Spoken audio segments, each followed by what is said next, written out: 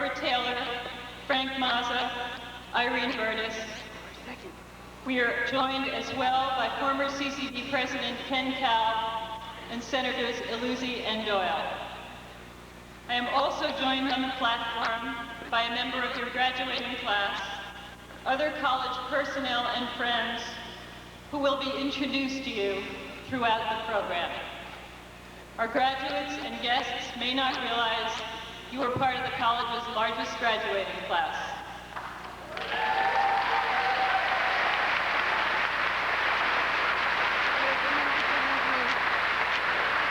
There is over 300 of you, and because we're a statewide college, this is the first time many of you have seen each other.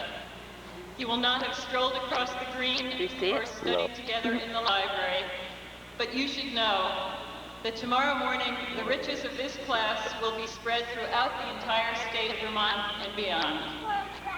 Before I give up my turn here, I'm going to offer you my good wishes.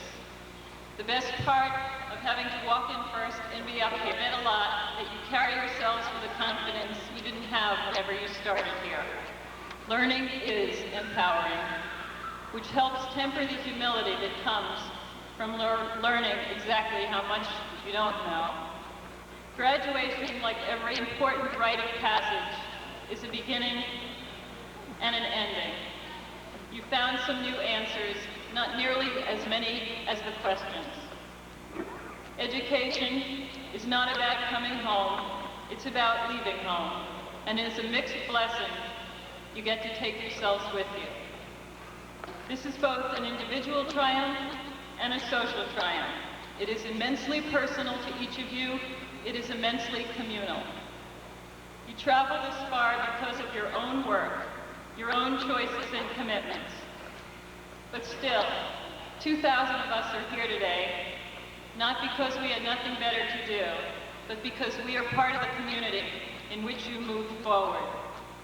This room is filled with people whose support, sometimes more persistent and challenging than you might have wished, collided with the individual goals you each set. The participation of this community does not diminish your individual achievement. It only expands it. When you leave the platform with your degree in hand, you'll be handed a flower to pass on to one of the people significant to you in attaining this degree. It will be hard to choose. I would ask that you think of the flower changing hands the way we need to think of all learning, having value only to the extent that it stays in motion, passes from one set of hands to another, a gift freely given. Chancellor Bunting, Chairman Nichols will greet you, followed by Chancellor Bunting. When they are seated, the ceremony will move forward as your program indicates. Graduates, for now, you have only to sit back and take in the words and good wishes spoken in your honor today.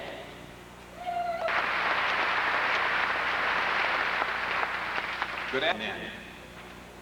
Regardless of age or role in life, they have proven that it can be done. We as a board... For me, because this is the first time a Morrisville side business has been honored. However, the person who is going to come and receive it, Judy Gear, has a typical CCV dilemma. She had previously agreed to be part of her daughter's Girl Scout overnight weekend, and she's with her daughter. So she's not here to accept this award, but she asked me to thank you. They are very much honored by it, and will continue to help education in any way they can. Thank you. I believe that I was remiss in not including Trustee Rob Ide. Thank you for joining us. It is my privilege to introduce a new award. If every academic year has a life of its own, this one was marked by a very large event for our community. Nancy Winfield, advisor and instructor to many of you in our Burlington and St. Albans sites, died last November of cancer. She left behind a legacy larger than any of us can calculate, even now, half a year later. Nancy was an outstanding advisor and instructor, and represents the best of what each of you can recall about your CCV experience. She was funny and serious at the same time, made all of us do our best work. She did hers, and wasn't afraid to disagree, be disagreed with, look silly, risk anyone's disapproval. She believed in each person's gifts and talents. In her name, many gifts were given to the college, enough to allow us to offer an award in her name. I am very pleased that Nancy's husband, Ted Winfield, joins us today to present the first Nancy Winfield Award to this year's recipient.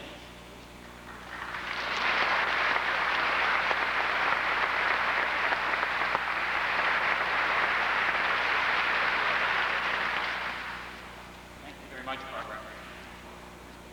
What a proud day. I come today with and for Nancy.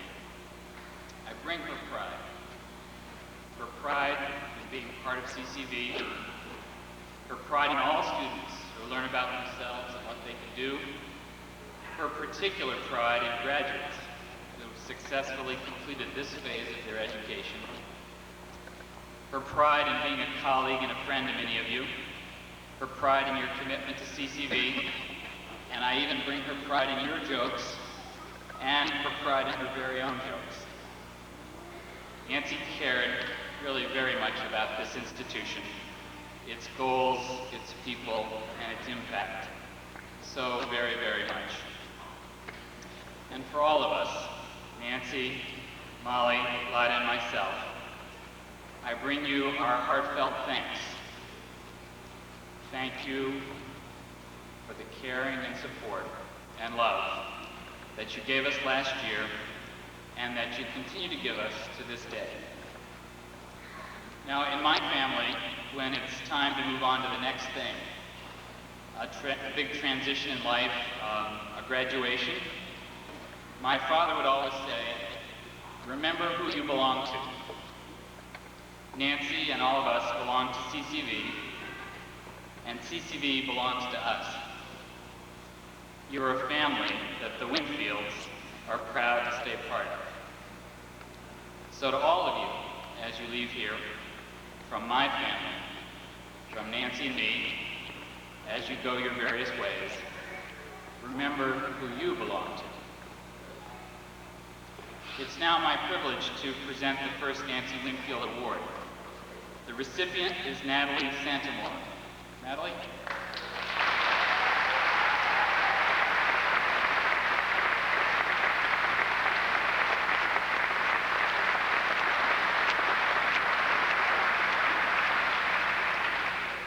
I believe that Nancy had the pleasure of knowing Natalie as one of her students in the course Women in U.S. History. From what I've learned of Natalie, she exemplifies a whole series of students, and especially women students, who bring their varied life experiences with them to CCV. Thank you, John. Welcome, graduates and guests. My advisor, John Christensen, told me that if I didn't do this speech, I wasn't getting my diploma. So here I am. Eleanor Roosevelt said, "You must do the thing you think you cannot do." For some of us, college was the thing we didn't think we could do. But deep down inside, we knew it was the one thing we had to do. I clearly remember the evening my husband John told me he was considering the idea of going to college, and that maybe I might consider it also. My first thoughts were, college? How can I go to college? I can't even spell. That evening, I was so upset that I locked myself in the bathroom and sat there, telling myself there was no way I could possibly do it. Later on, I came to the realization that if he believed that I could do it, then maybe I could, and that I ought to believe in myself and give it a try. That fall, I enrolled at Community College of Vermont, and like many people who have been out of school for some time, I found it difficult at first, but it seemed to get easier as time went by, and I soon became accustomed to my new environment. We all have memories of when the idea of learning became exciting to us. For me, it was after I had completed my first few courses at CCV. As my confidence increased, I began to look forward to the coming semesters. I was now learning new concepts and theories that could be applied to real-life situations, and at the same time, I was discovering myself. Perhaps many of us, this was a new prospect. Through this process of self-discovery, we began to understand the importance of our own ideas. We realized we have a voice that must be heard, and even challenge others' convictions. From a course on ethics, I gained a sense of right and wrong, and the confidence to fight for what I believed in. I recall one occasion when a man left his dogs tied to the truck's hubcaps in a freezing rain. When I heard the dogs crying, I nervously called the police. I didn't think I could face him, but when the angry owner came out to get the dogs, I realized I could, and as he untied the dog chains, I boldly told him that I was concerned about their well-being. Later that night, I realized I was changing. I was becoming a self-assured person who could stand up for what I believed was right, try to instill values that will help them become good citizens. I learned that child rearing is a huge responsibility, and that parents can influence a child's cognitive and emotional well-being. I believe it takes an exceptionally caring individual to guide children and accept them for who they are. As Vermonters, we all know how lucky we are to live in such a beautiful state. I took a course titled Natural History of Vermont, and it changed the way I perceive the natural environment around me. I'm now able to fully appreciate Vermont's unique and natural beauty. When I climb a mountain, I not only recognize its beauty, but I also understand how it was formed. I'm also aware of the impact that human activity has on Vermont's natural resources and heritage, and that it's vital to cherish and endeavor to preserve them. As you made sacrifices in your personal lives, you understood that it took discipline and commitment on your part if you were to succeed. When things looked impossible, you stayed determined and worked that much harder. The sacrifices you made were enormous, but you realized that the wisdom gained is more profound than words can ever describe. Some of us will continue our education, while others will find employment in areas that interest us. Whatever our aspirations may be, the learning process will continue. We have learned that we can do the things we thought we couldn't do. As a result, we are all changed people with a new sense of inner strength and wisdom. We may at times still be scared to try new things, but in the end, we will succeed. Thank you.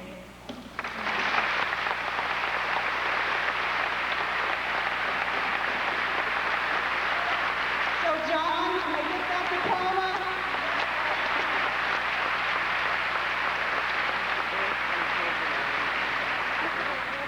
Thank you, Kathy. You just walked away with my notes.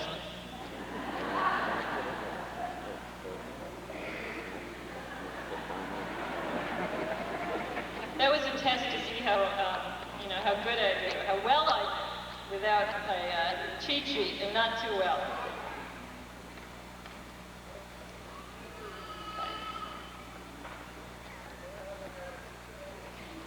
Again. If CCV is a place where people can realize their dreams, work hard, and have fun at the same time, use their talents to make the world a better place. We have chosen the right speakers to give the commencement address.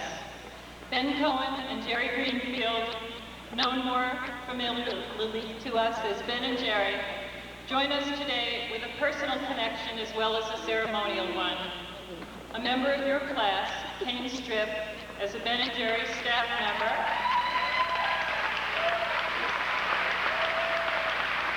where are you, Kane? Where is Kane? Recommended Ben and Jerry to us. Like most of you, she worked while she attended school at night and raised a family. She invited our speakers first. We followed up. Ben Cohen and Jerry Greenfield were childhood friends on Long Island, New York.